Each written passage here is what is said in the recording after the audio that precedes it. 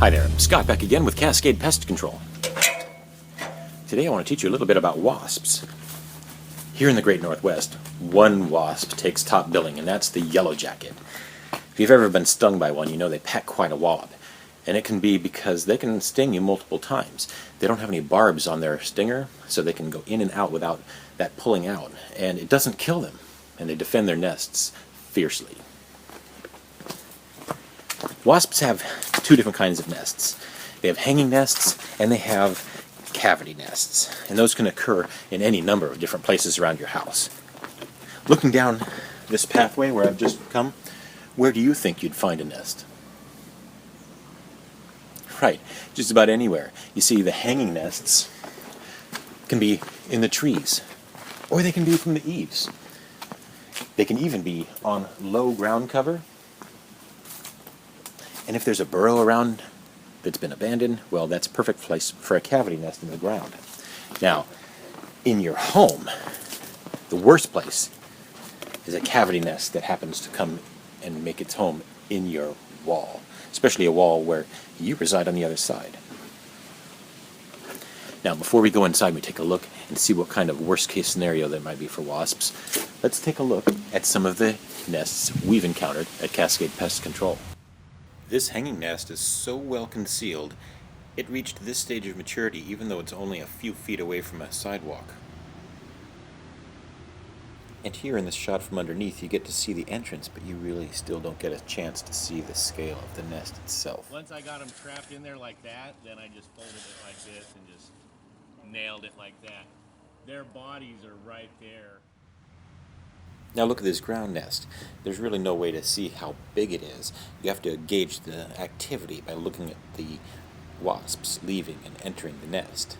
Can you see it? Right there.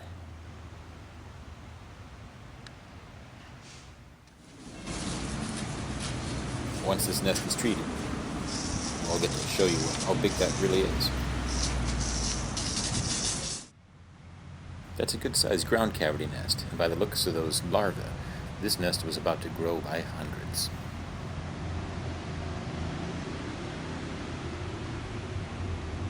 Here we're looking at wasps coming in and out of an entrance, and by the look of this activity, that nest is pretty mature.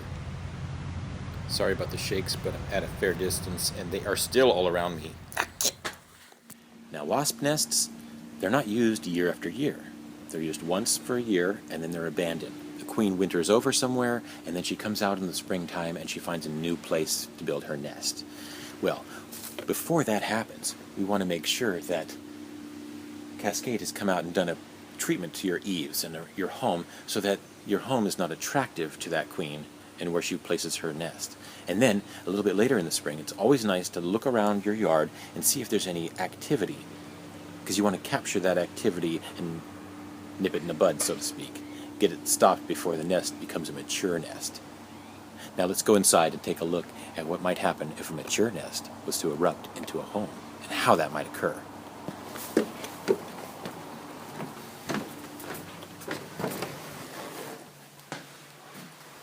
Okay, we've just come in from outside, so I can describe for you what it would be like to have a nest erupt inside a home, and why that might happen. Let's take this wall, for example. Say there's a penetration from the outside that allows a yellow jacket nest to be built between the studs. Right here. Here and here is about 15 inches of space, which allows enough room for a nest to be built. As that nest grows, they're going to be scratching away at the backside of this drywall. They want to always increase their space, right? And it's real easy for them to scratch on the backside of drywall. They can chew into wood. That's how they get the paper for the nest, is they chew old wood and then they make it with spit and then they build their nests. Well, they're good at that, and it's not that hard for them to chew through drywall, where you might end up with a mature nest of like up to 5,000 wasps right on the other side of just a little bit of paper and some interior paint. You don't ever want to get that to that point, and it does happen from time to time. You want to get that taken care of well in advance of it ever coming to a mature state like that. And you would always see evidence of their moving from around the house. So you're going to see sign of that from the outside. You're going to see them coming in, hovering up in front of an opening, and then walking their way right on inside, or coming out and flying away. So they need to have access to the outside, and preventing them from building in the first place, well, that's the best thing.